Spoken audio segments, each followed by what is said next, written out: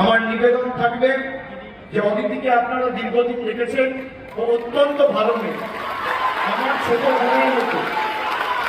আর দেবরাজ আমার দীর্ঘদিনের সহকর্মী, ও আমার সাথে যুব করেছে প্রায় 7 বছর, এখনো দায়িত্বে আছে, কিন্তু আমি যখন সভাপতি ছিলাম 7 বছরও আমার সাথে যুব করেছে।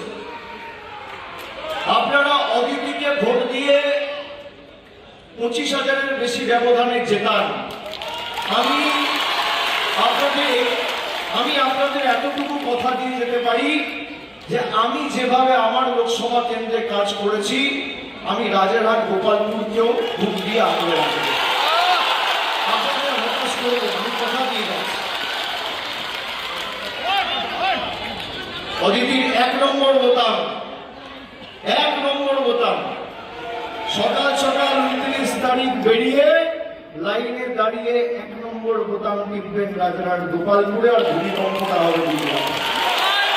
আমি আবার আপনাদের সকলকে, আমার মায়েদের, ভাইদের, যারা এই সন্ধ্যেবেলাও বাড়ির সংসারের কাজ ছেড়ে এসছেন এবং আমাদের যে কৃতজ্ঞতা ভালোবাসার দিনে আবদ্ধ করেছেন, আমি আপনাদের নতমস্তকে কৃতজ্ঞতা প্রণাম নিয়ে যাচ্ছি।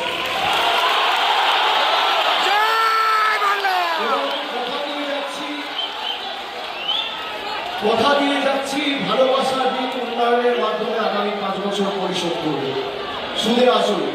সকলে ভালো থাকবে, সুস্থ থাকবে।